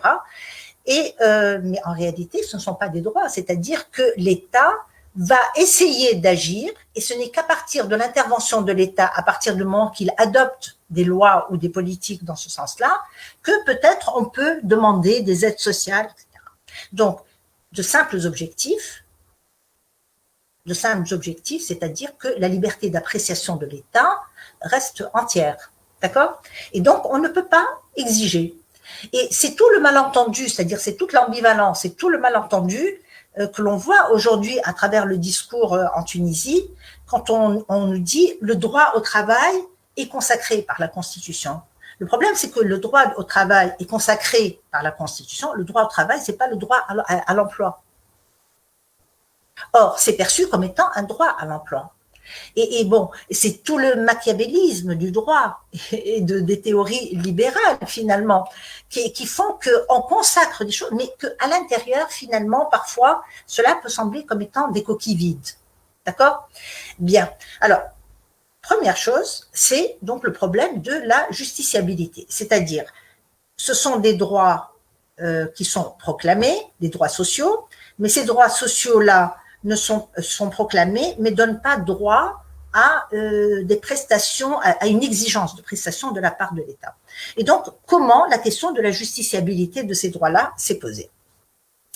Alors, de manière générale, qu'est-ce qu'on considère? Pendant longtemps, on a considéré que ces droits-là, finalement, sont formulés de manière tellement floue qu'ils n'ont pas les caractéristiques de la norme juridique qui permet aux juges de les appliquer directement, et que, par conséquent, c'est sur certains points, parfois, qu'il est possible de faire intervenir le juge, mais que, par ailleurs, pour le reste, ces droits restent en dehors des droits subjectifs. Alors, en étudiant quand même cet aspect-là, ce que l'on a pu remarquer, c'est que au niveau de la jurisprudence, au niveau des conventions internationales, au niveau de la jurisprudence, de plus en plus, cette présomption d'injusticiabilité des droits sociaux, parce que ce sont des droits qui seraient trop chers pour l'État, parce qu'il doit donner, eh bien, cette présomption, finalement, est en train d'être... il convient de la relativiser. D'une certaine manière, il y a beaucoup une évolution très intéressante qui a eu lieu, et de plus en plus, aussi bien au niveau du juge international, aussi bien au niveau du juge administratif, du juge judiciaire, eh bien, petit à petit, à travers l'interprétation faite par le juge, eh bien, il y a certains droits qui ont commencé à devenir des droits qui ont un contenu normatif qui peut donner, disons, certaines garanties, voilà, qui sont suivies de certaines garanties. Alors, c'est par exemple le cas du droit au logement. Alors nous, ce qu'il faut aussi quand même préciser, c'est que dans notre Constitution, il y a toute une panoplie de droits sociaux, de liberté, mais aussi de droits sociaux qui ont été consacrés. Mais par exemple, le droit au logement n'a pas été consacré. Il n'existe pas de droit au logement. Pourtant, le droit au logement, c'est peut-être la première condition pour qu'une personne puisse exercer ensuite ses autres droits. Et qu'elle puisse avoir droit à sa vie, à son intimité, à sa vie privée, à avoir une adresse déjà à donner pour pouvoir être employée, pour recevoir des convocations, etc., etc. Donc, ça, par exemple, ça n'a pas été consacré par la Constitution tunisienne. Autre élément qui n'a pas été consacré par la Constitution tunisienne, et à mon sens, c'est toute l'ambivalence de la Constitution tunisienne, c'est la reconnaissance de beaucoup de droits, et en même temps, mais qui s'inscrivent toujours, enfin qui s'inscrivent quand même dans une conception libérale de l'État. Par exemple, le droit au service public. Parce que finalement, le droit à la santé, le droit à l'éducation, etc., c'est quoi? Pour que tout le monde puisse en bénéficier avec les règles qui sont caractéristiques, les principes caractéristiques du service public, c'est-à-dire la gratuité, l'égalité, etc., etc. Eh bien, le droit au service public n'est pas consacré par la Constitution tunisienne. Donc, on a pu voir au moment de la Covid, bon, qui continue, par exemple, bon, c'est très bien, d'accord, si on est atteint de cette maladie, il n'y a pas assez de place dans du lit de réanimation dans les hôpitaux, eh bien, qu'est-ce qui reste? C'est aller dans les cliniques, avec le prix que l'on connaît. Et donc, ce droit à la santé, s'il n'y a pas ce développement, ou la préservation au moins de ces services publics, et un droit au service public, c'est-à-dire quasiment l'obligation pour l'État de prévoir des services qui existaient auparavant. Et donc, c'est quand même plus ce que l'on remarque, plus les droits économiques, sociaux et culturels sont proclamés, droits de seconde génération, c'est-à-dire qu'ils sont venus après pour un État social, etc. Et plus à travers la logique de l'État libéral, de l'ultralibéralisme actuellement, ces droits sont consacrés, mais en même temps, tout est organisé de manière à ce que ça soit une société ultralibérale où l'accès à ces droits-là, eh bien, cet accès n'est pas ouvert à l'ensemble des citoyens et autres que des citoyens, c'est-à-dire des étrangers, des migrants, etc., etc. Tout à fait, Mejda. Je pense, cher ami, que là, une conclusion très importante. Et c'est pour cette raison, tout à l'heure, j'ai pas voulu dévoiler cette belle conclusion. C'est qu'en fait, une lecture ou une première lecture de la constitution tunisienne donne l'impression que nous sommes devant une constitution d'un État social, solidaire, et à la limite qui frôle plus que le social et le solidaire. Ah oui, au-delà. Exactement, pour ne pas utiliser une expression idéologique. Mais là, réellement, lorsque comme vous le dites là, d'une manière très claire, qu'en fait, la Constitution reste très libérale, y compris au sens des droits économiques, sociaux et culturels. Et ça, une conclusion que je trouve très, très importante. Et probablement, cher Mejda, il faut qu'on développe peut-être ça aussi pour faire comprendre le contenu même de cette Constitution sous cet angle. Et là, bien sûr, nous sommes en train de vivre depuis en fait presque une année maintenant. Ça veut dire depuis janvier 2020, on est en train de vivre cette période qui est très très difficile et qui a mis un peu le service public d'une manière très claire devant une réalité. C'est qu'en fait, sommes-nous devant un droit à quelque chose ou c'est juste une proclamation d'un droit? Et là, je pense c'est la Constitution tunisienne, et vous le dites très très bien, et vous l'avez écrit d'une manière très très claire, et j'incite tous et toutes à lire toutes les contributions, et probablement de nous donner aussi leurs commentaires après, et ça nous permet peut-être, Mejda aussi, de voir avec notre ami Olfa Blahsine, qui a focalisé son travail dans le cadre de notre recherche sur cette période, et notamment comment les hommes et les femmes de médias, les journalistes hommes et femmes, ont traité cette question, et notamment cette question de droit d'accès à tous ces services. Et là, si tu permets, Mejda, je cède immédiatement la parole à notre ami Olfa Blahsine, et je rappelle qu'Olfa Blahsine est une journaliste qui a un peu, je peux le dire, Olfa, combien d'années tu as dans la presse de Tunisie, ça veut dire cette gronde maison de journalistes et de presse. Donc Olfa, qui a passé presque sa vie dans cette maison, a aussi contribué à ce travail, bien sûr, sur ce traitement médiatique et ce traitement journalistique. À toi, cher Olfa, la parole pour nous présenter vos réflexions, vos conclusions, pour pouvoir peut-être par la suite procéder à un petit échange entre vous tous et toutes. Merci beaucoup, Wahid, et merci à tous les contributeurs pour les résultats qu'ils ont déduits de leur recherche et de leurs études. J'ai hâte de lire le livre, tellement les données sont intéressantes de tous et de toutes. Donc, comme vous disiez, Wahid, d'ailleurs, je vous remercie pour m'avoir demandé de participer à cet ouvrage et qui m'a permis de revenir sur la matière et sur les articles qui ont été écrits dans 12 sites. Donc, j'ai choisi la méthodologie de l'analyse de contenu Et j'ai choisi de revenir sur les articles qui ont été rédigés dans 12 sites tunisiens, francophones et arabophones. Je citerai par exemple La Presse, Le Temps, Capitalis, Business News, Nawet, le site de Mosaïque FM, Ashourouk, Al-Maghreb, Ultra Tunisia, etc. Donc 12 sites en tout.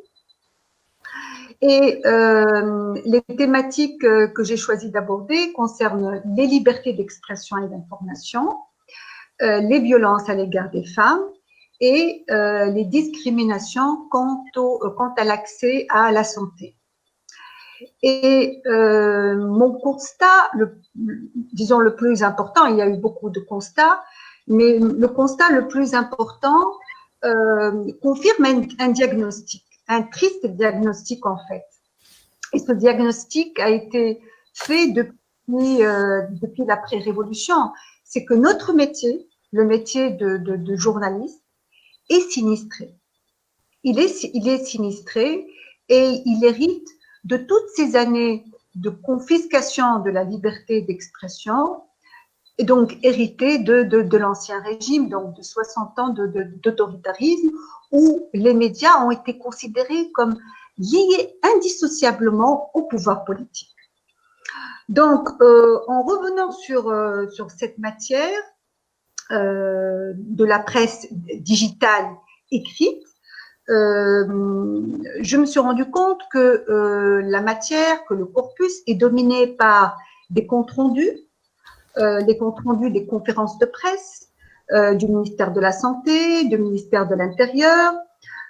Il est dominé par des statistiques de dépistage, de contamination, d'hospitalisation. Et c'était le leitmotiv que nous écoutions chaque jour dans les médias tunisiens. Les articles sont courts, très courts, parce que vous savez que sur les réseaux sociaux, parce que les articles sont généralement relayés sur les réseaux sociaux, et la loi du net veut qu'au bout de 2 minutes, les gens décrochent. Donc, on fait court, très court, pour cette dictature du net. Autre chose, il n'y a aucune enquête, aucun reportage, aucun portrait qui a été donc publié pendant ces 2 mois de confinement. Et ces 3 genres journalistiques sont très importants. On dit que ce sont les genres les plus nobles de notre métier. Pourquoi? Parce que ce sont des genres où on est sur le terrain. Et c'est le terrain qui donne de la chair aux articles et qui permet de vérifier les données et d'aller vers les sources, de multiplier les sources. Et ces genres aussi sont basés sur l'information et sur le savoir-faire des journalistes. Qu'est-ce qui distingue un blogueur d'un journaliste, ou ce qu'on appelle un journaliste citoyen d'un journaliste? C'est la vérification de l'information. Tu as l'information, tu dois vérifier, tu dois multiplier tes sources, aller vers les documents, croiser les documents avec les témoignages, et c'est ça qui fait un journaliste. C'est ça qui fait le métier du journaliste. Donc, le terrain a beaucoup manqué. On sait que nous étions confinés, que les Tunisiens étaient confinés, mais les journalistes avec leur carte de presse, pouvaient accéder au terrain. Et ils étaient dans les métiers exceptionnels qui pouvaient circuler, dont les acteurs pouvaient circuler et pouvaient se déplacer. Donc, ce n'était pas un problème, le confinement. J'ai remarqué aussi que les chiffres qui ont été présentés étaient présentés sans analyse, des chiffres bruts. Il n'y avait pas de mise en perspective, il n'y avait pas une explication de ces chiffres. Donc, l'information était simplifiée au maximum, surtout l'information concernant la violence à l'égard des femmes. Donc, on ne montre pas l'arrière-fond, le background de ces violences. Pourquoi ces violences? Comment ces violences? Donc voilà, voilà quelques constats. J'ai remarqué aussi qu'avec l'émergence du premier cas du coronavirus, les autorités tunisiennes ont essayé de trouver une sorte d'équation entre la transparence, ça veut dire présenter les données au quotidien pratiquement lors de conférences de presse, et en même temps combattre ce qu'on appelle les fake news.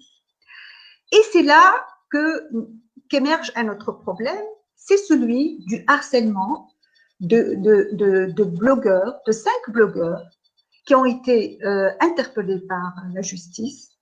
Pourquoi ont-ils été interpellés par la justice? Parce que malgré cette transparence et malgré le sens de la communication de Dr Hamouda, du docteur Insaf Ben Alaya, du sens de la communication de l'ancien ministre de la Santé, il y a eu beaucoup de contradictions dans cette communication officielle, ministérielle, gouvernementale. Des contradictions, je me rappelle, à propos de la baignade ou pas, de la reprise des tournages des feuilletons ramadanesques ou pas, à propos de la prière ou pas. Donc, les blogueurs ont essayé de faire peut-être, de remplacer les journalistes, de faire ce qu'ils n'ont pas fait, ça veut dire d'aller sur le terrain. Et ils ont remarqué qu'il y avait de la corruption dans le partage de l'aide, qu'il y avait des files d'attente énormes devant les postes de police, devant la poste ou devant certaines administrations. Ils ont fait des vidéos qu'ils ont relayées sur les réseaux sociaux et ils ont été interpellés par la police. Donc là, c'est une atteinte à la liberté de l'information et de l'expression. Et l'une des plus fameuses blogueuses qui a été interpellée est Emna Shalgi. Donc Emna Shalgi qui avait juste partagé la sourate la fameuse sourate du coronavirus. Donc voilà quelques-uns des constats que j'ai fait d'après mon analyse de contenu de ces 2 mois de couverture médiatique de la crise sanitaire. Merci beaucoup, Wolf. Je vous remercie infiniment, bien sûr, pour ce bref constat, mais en fait, en lisant votre contribution, on réalise bien sûr que ce que vous avez présenté, comme ça a été fait par Madame Mejda Brabet, c'est qu'en fait, vous avez présenté aussi cette idée d'indissociabilité et comment, lorsque nous sommes privés d'un droit, nous sommes presque, pour ne pas dire nous sommes privés des autres droits. Et ça, c'est très important.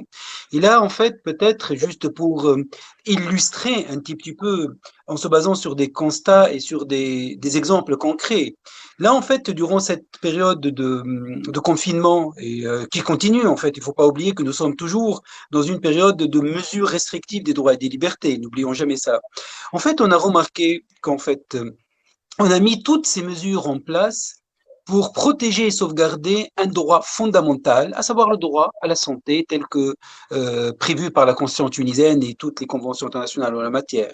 Mais qu'est-ce qu'on a remarqué aussi qu'en fait, lorsqu'on est privé d'une liberté individuelle, nous sommes aussi privés de ce droit à la santé, je m'explique. Lorsqu'on est privé d'un droit à la liberté de circulation, comment peut-on accéder au droit à la santé si on n'a pas cette possibilité de se déplacer? Je vous donne des exemples. Prends l'exemple des personnes qui ont des maladies, en fait, que ce soit des maladies chroniques ou les personnes vivant avec le VIH-Sida.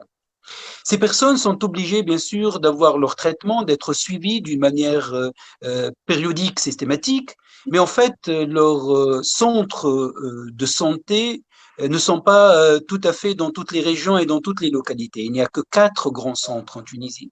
Et ces personnes, pour pouvoir bénéficier de leur droit à la santé, au traitement et au suivi, sont obligées de se déplacer. Et là, bien sûr, durant la première période de confinement, on a remarqué un grand nombre de personnes ne pouvaient pas accéder à leurs droits et on a vu la charge virale de ces personnes vivant avec le VIH-Sida, bien sûr, augmenter et on a détruit un peu, pas un peu trop, des mois, voire des années de traitement pour pouvoir maîtriser leur charge virale. Ça, c'est un premier exemple. Un deuxième exemple, et je reste toujours avec cet objectif qu'en fait, l'objectif final, c'est de sauvegarder, de protéger le droit à la santé. Hélas, on ne le fait pas. En matière de droits des femmes, cette période aussi, là où on a vu la restriction en fait d'accéder aux centres de soins, d'accéder aux hôpitaux publics, et si on n'est pas porteur de symptômes du coronavirus, il vaut mieux ne pas aller consulter. On peut mourir chez soi, mais si on porte pas les symptômes, on peut pas aller parce qu'en fait, on n'accepte pas et on réduit les consultations. Les femmes aussi, qui avaient, qui ont toujours, de par le droit tunisien, leur droit à l'avortement contraceptif. On a vu aussi avec ces restrictions des personnes à qui on a refusé l'avortement ou refusé l'IVG dans les centres tunisiens. Et donc on a vu quand même des personnes obligées de rester enceintes et d'avoir une grossesse non désirée et certainement des enfants qui sont nés ou qui naîtront et qui n'étaient pas désirés par ces personnes. Et là, en fait, je rappelle ces éléments. Pourquoi? Parce qu'en fait, même si le droit à la santé est l'ultime objectif, nous sommes en train de massacrer de ce droit de la santé. Et je demande toujours qu'il y ait maintenant des études et des statistiques qui révèlent un peu combien de personnes ont été, hélas, ont décédé à cause d'un manque de soins, à cause d'un manque de prise en charge, parce qu'on était trop concentré sur la Covid-19 ou le coronavirus. Et là, je pense ça aussi, ça nous rappelle un peu cette indissociabilité de nos droits. Vous venez de le dire, Olfa, qu'en fait, la liberté d'expression, si on ne jouit pas de cette liberté d'expression, comment peut-on, bien sûr, diffuser l'information et, bien sûr, être au courant de ce qui se passe et deuxièmement pour demander son droit ou demander sa liberté. Et là, je pense que nous arrivons un peu au terme de cette présentation de toutes vos contributions et j'aimerais bien sûr vous remercier tous et toutes. On a encore, je pense, une dizaine de minutes. On a reçu quelques remarques et quelques peut-être enrichissement, quelques exclamations, pas tout à fait des questions. Je remercie Salma Akrout, je remercie Amin Jlassi, je remercie aussi Oudé Ben Yahya, qui tous ont mis l'accent sur les éléments suivants. Salma Akrout nous parle de l'intersectionnalité pour nous dire, il s'agit là d'une démarche qui prouve aussi cette, si vous voulez, cette indissociabilité des droits et des libertés, surtout lorsque les personnes font l'objet d'un grand nombre de discriminations et bien sûr et de stigmatisation.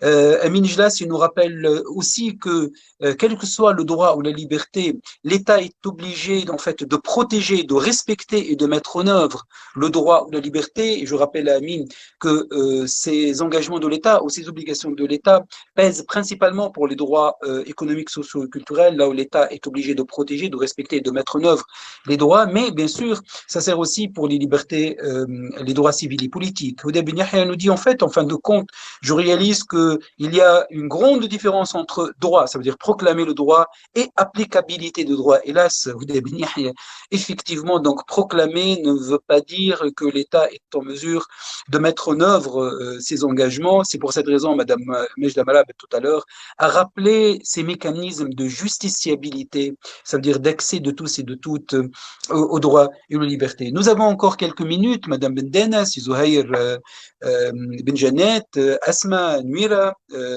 Olfa Blahsin, Mejda Malab, si vous avez aussi des éléments. Sinon, j'aimerais bien vous poser, moi, une question et j'accorderai peut-être une minute à chacun et à chacune.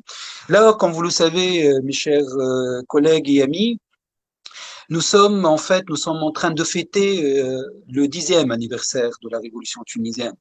Cette révolution qui a été marquée par ce célèbre slogan, si vous en rappelez tous et toutes, donc Shoghl, Hurriya, Karama, Wataniya, et donc travail, liberté et dignité, et qui résume, je pense, l'idée de l'indissociabilité. Parce que Shoghl, emploi, renvoie immédiatement aux droits économiques, sociaux et culturels, Hurriya renvoie à la liberté, toute liberté confondue, et dignité, bien sûr, reflète l'objectif ultime, c'est la dignité humaine. Et je pense que dès ce slogan, je ne suis pas tout à fait d'accord que c'était des revendications sociales seulement, mais c'était des revendications sociales, politiques, de liberté et surtout de dignité. Et là, j'aimerais bien vous poser, mes chers amis, une simple question. En fait, si on va se donner rendez-vous dans 10 ans, en fait, ça veut dire d'ici 2030-2031. Comment vous voyez cette Tunisie en fait? Est-ce que vous allez continuer toujours à rêver de l'indissociabilité ou non? Voilà, je commencerai par Kmar Bendena, si elle est toujours avec nous. J'aimerais bien voir comment Madame Kmar Bendena voit la Tunisie dans 10 ans. Je vois un pays qui, moi, je vois qu'on a une excellente monture en ce moment, qui est celle de l'égalité entre les hommes et les femmes. Il me semble que c'est une monture extrêmement puissante, qui est extrêmement ancrée et dans l'histoire du pays et aujourd'hui dans la société. C'est-à-dire que moi, je crois beaucoup dans les forces de l'histoire et je pense que, et je crois surtout dans la force des faits. C'est-à-dire que je crois plus aux faits qu'au texte, en fait. Et ce qui est en train de se passer et que l'on pourrait, quand on prend comme ça des flashs, c'est très difficile quand on est historien, mais quand on prend des flashs, c'est-à-dire des arrêts sur image, hein, on se dit, par exemple, qu'en Tunisie, il y a quelque chose, les faits sont plus forts que les textes, ils sont plus importants que les textes. Et on disait tout à l'heure en off qu'il y avait ce déséquilibre. Mais ça ne peut jamais durer, les déséquilibres. Dans l'histoire, je veux dire, c'est dialectique, si vous voulez. Et donc, moi, je vois un pays où la force des faits et de la société est en action. Voilà, est en action. Et de ce point de vue-là, je pense que c'est un moteur extrêmement important. Je peux pas faire de prévision, hein, parce que c'est pas du tout possible. Mais ce qui me semble important, encore une fois, quand on s'arrête, c'est que la réalité est plus forte que les textes aujourd'hui. Tout à fait. Tout à fait, madame. Mais en fait, c'est rassurant d'entendre ça de la part d'une historienne, en fait, ça, parce que c'est extraordinaire aussi de ne pas oublier que, en fait, l'histoire représente un peu un labo pour le présent. Zouhaïr, cher ami, sociologue qui suit d'une manière très directe et très pertinente les mouvements sociaux. Zouhaïr qui a publié récemment en 2020, une étude extraordinaire sur les mouvements sociaux en Tunisie et qui a révélé aussi en fait une grande mouvance maintenant et un grand changement dans les mouvements sociaux. Zouhaïr, quel serait le rôle de ces mouvements sociaux dans le cadre d'un pays où la montée du discours populiste et du discours en fait conservateur, de droite surtout, règne pour le moment, au moins, Zouhaïr?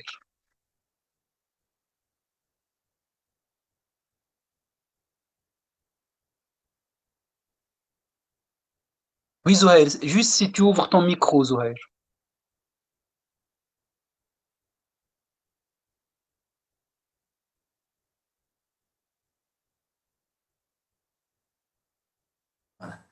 Bon, Wahid, j'ai dit qu'il serait difficile de répondre à une telle question, comme disait Madame Khmar, c'est dialectique.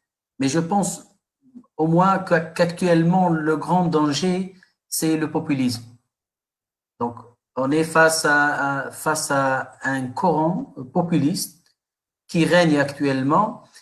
Et en sociologie, on dit que les sociologues disent que les sociétés on ne change pas de société par décret. Et je dis ça à la présence de juristes, et je sais très bien que les textes sont très importants pour tout changement social. Mais ce que je vois actuellement, c'est que il y a une sorte de manipulation des mouvements sociaux. Le discours populiste actuellement et le mouvement populiste est en train de mobiliser et d'investir des efforts et de déployer des efforts dans les mouvements sociaux pour pouvoir les orienter vers plus de populisme, vers des conditions qui puissent ou dans lesquelles puisse se valoriser ce discours populiste. وحيد فما كتاب خرج في dernièrement في كتبه un sociologue français qui s'appelle Jean-Claude Kaufmann dans lequel il parlait depuis 2 ans, je pense, 2019, depuis une année, dans lequel il évoque un nouveau concept اللي يسميه هو la démocratie des algorithmes. C'est une sorte de démocratie formelle basée plutôt sur les élections, mais qui n'est pas fondée sur une stratégie et sur un projet de société. Actuellement, ce que je vois, c'est qu'on n'a pas actuellement d'acteurs politiques, que ce soit de partis ou de mouvements ou de mouvances politiques, qui a un projet pour la société tunisienne. Par contre, على الأقل معناها actuellement أنا نشوف أنه الأمل الوحيد هم les mouvements sociaux. رينا أنه 245 حزب ما نجموا يعملوا حتى شيء. رينا الانتخابات pratiquement ريتوا وين تنجم تهزنا. les mouvements sociaux ينجموا ديما يعملوا الفرق، ديما يغيروا. الشارع في تونس يغير. المهم أنه الشارع يبقى حر. الإشكال وين؟ وقت اللي يولي الشارع يتم توظيفه والطريقة الوحيدة لتوظيف الشارع هو الشعبوية. والشعبوية نتصور أن اكتوالمون هي الخطر، لأنه الشعبوية فاسيلمون تتماهى مع الإسلام السياسي وتتماهى مع الرجعية وتتماهى مع كل المشاريع اللي هي يعني ما تقومش على حقوق الإنسان بمعانيها وبمبادئها. tout à fait زهير، خاطر هي هذوما ما يؤمنوش بحقوق الانسان، وفات حتى كي يركزوا كثيرا على الحقوق الاقتصاديه والاجتماعيه ما يركزوش عليها على اساس حقوق. راهو لازم ديما ننتبهوا، لانه الخطاب الشعبوي بالاساس ما يركزش على الحقوق. حتى كي يستعمل العباره كما قالت صديقتي اسماء قبيله، راهو ما يستعملوش عباره حقوق كما نعرفوها احنا. هي فقط هي خدمات تقدم، والخدمات ليست حقوق، هي خدمات تقدم للاكثر ولاء وليس للمواطن او للمواطنه او لغير المواطنين والمواطنات. اسماء صديقتي، كيفاش ترى تونس دون 10 ans sur le plan bien sûr politico juridico politique؟ والله سؤالك صعيب كما قال زهير. يمكن تحكي على أسمر، تنجم تحكي على أمانيك وأحلامك، ليس بالضرورة راهو لازم يكون تحليل. هي ذيك المشكلة، إنه جو سوي ان بو بيسيميست وما نحبش نعطيكم سيت نوت في الآخر. بوتيتر بعد 10 سنين نكونوا قاعدين في ويبينار كيما هكا ونقولوا قدمنا في حاجات، لكن كي نشوفوا البيلان اتولي نيفو ربما احنا نحملوا برشا المسؤوليه للزاكتور، معناها النخب، الاحزاب السياسيه، الناس الفاعله اللي بيدها القرار. لكن راهي انا يظهر لي المشكله مش كان في النخب فقط، انما ايضا في القاعده. اذا كان قاعده لان عندها زخم وراها عندها شكون في على مدى 10 سنين هذوما، فما اون ريزيستانس من المجتمع، سواء على المستوى الثقافي او من خلال مجموعات او من خلال جزء من المجتمع المدني. فما من سيغتين ريزيستانس هي ربما اللي تكون مفتاح الامل للمستقبل. ولكن يفو عمرنا من واحد ما يأيس ويقول لك هاو التغيير كما قالت مدام خمار ياخذ وقت باش يصير تغيير، ولكن ياخذ وقت، مش بعد 10 سنين ربما اكثر. توت فاسون باللي زانغريديون اللي عندنا مش بعد 10 سنين. عايشك وحيد. Très bien Asma, donc Majda Mrabat, je pense que Majda elle est une incurable optimiste, il me semble, là, d'après mes souvenirs, je ne sais pas depuis Majda, comment tu vois? Oui, moi je suis une incurable optimiste. Bon. Je pense que, bon, 10 ans, mais il ne faut pas parler de 10 ans, ça demande du temps de construire une nouvelle société, de nouvelles mentalités. Je pense que la plupart des Tunisiens, c'est-à-dire même ceux qui ont un discours finalement populiste,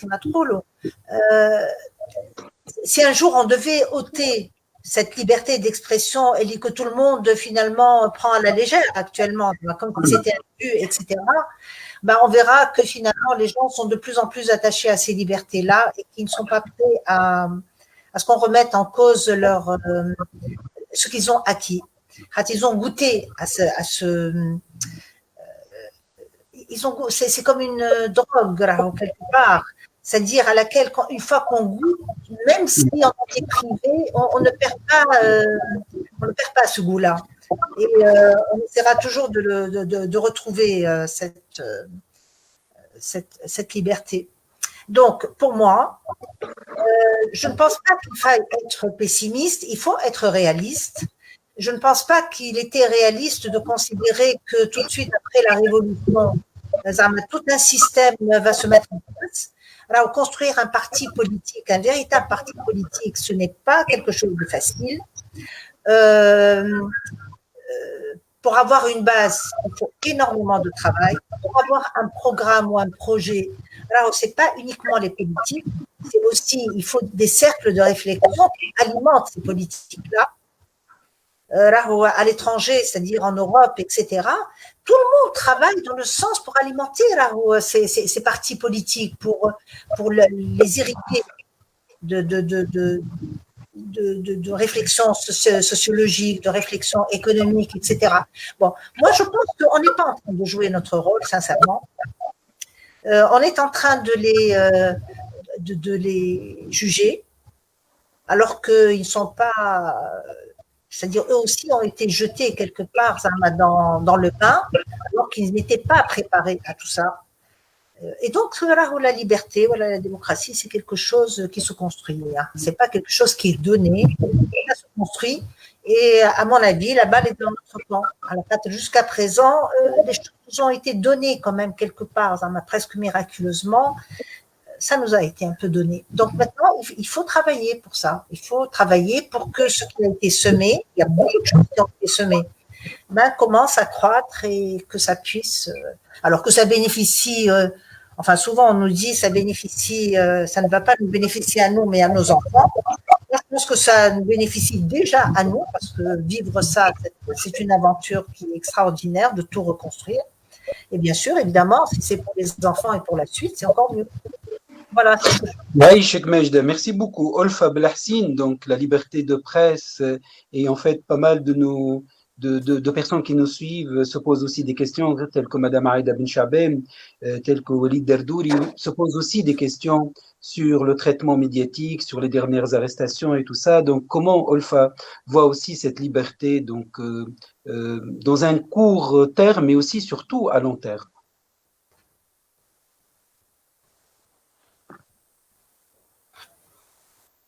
Je vais commencer par répondre à ta toute première question, ça veut dire dans 10 ans. Moi, actuellement, je suis dans une période un tout petit peu noire, vu l'actualité, vu la scène politique, vu les déchirements, le morcellement de cette scène politique que nous vivons.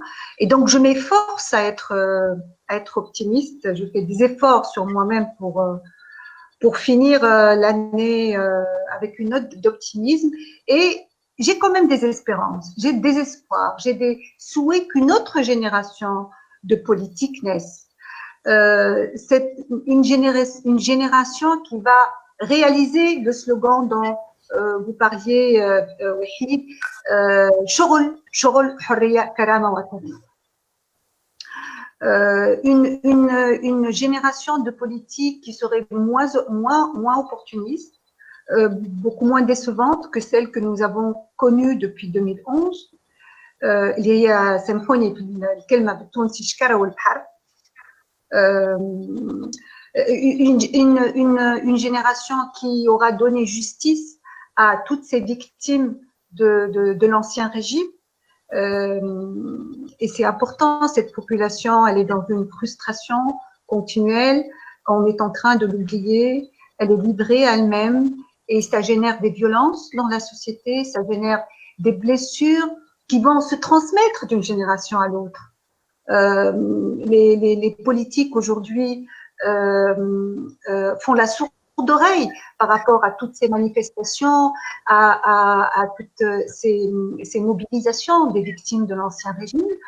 Mais les expériences comparées nous disent que ces blessures sont transmises d'une génération à l'autre par le récit.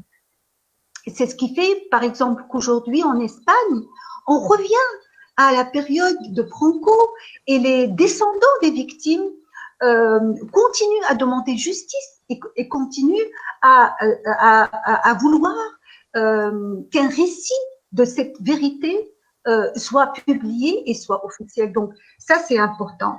Cette génération de politiques aussi, j'espère que sera plus respectueuse des droits et des libertés individuelles et publiques, mais ça, j'espère que ça se fera bien avant 2030, qu'il y ait cette réforme du domaine, qu'il y ait une réforme du domaine de l'information et du journalisme. Parce que on sait qu'en 2011-2012, il y a eu une instance très importante, c'est l'INRIC, l'instance nationale de réforme de l'information et de la communication, qui a été présidée par le journaliste Kamel Larbidi, et qui a travaillé, qui nous a laissé des recommandations pour réformer ce secteur que je disais sinistré tout à l'heure. Et cette réforme n'a pas été faite parce qu'il n'y a pas une volonté politique de la faire. Il faut qu'il y ait une volonté politique pour faire cette réforme. Il faut qu'il y ait les états généraux de l'information aujourd'hui en Tunisie. Où en sommes-nous? Quels sont les dérapages? Quelles sont les défaillances?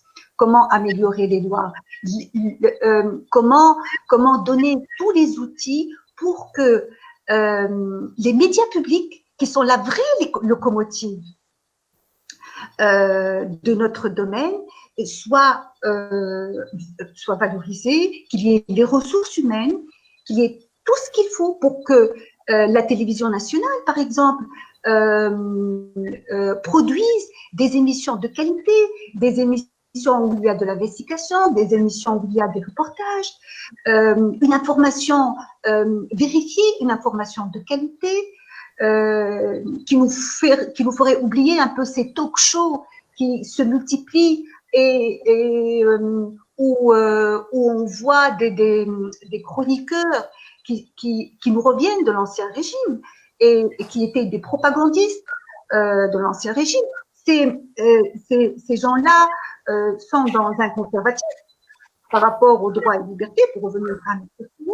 Ils sont contre toute réforme, ils sont contre les réformes du secteur de l'information. Donc moi, je suis dans l'espérance, dans les souhaits, dans les vœux de fin d'année.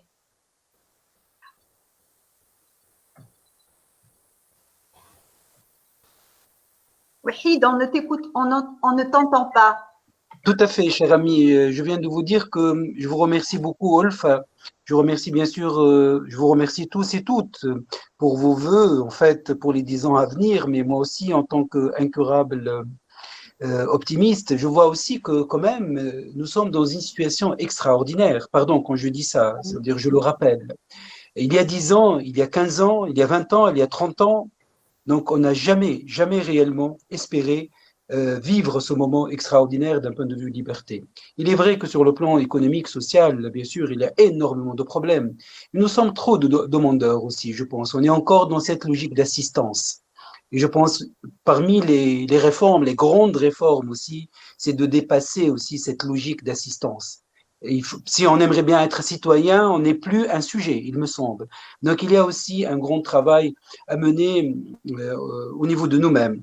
Donc, sur ce, je vous souhaite à tous et à toutes une excellente fin d'année, que 2021 vous soit une année douce, intéressante, surtout, et qu'elle soit bonne pour nous tous et pour nous toutes. Je remercie bien sûr tous les intervenants et les intervenantes de ce soir, Madame Akbar Benden, que je remercie infiniment. Mon grand ami Zouhair Benjanet, mon ami Majda Marabat, ma grande amie collègue Asma Nuira, Olfa Belhassin, et elle sait très bien combien j'aime Olfa Belhassin, combien je l'aime. pour sa plume, pour tout ce qu'elle fait.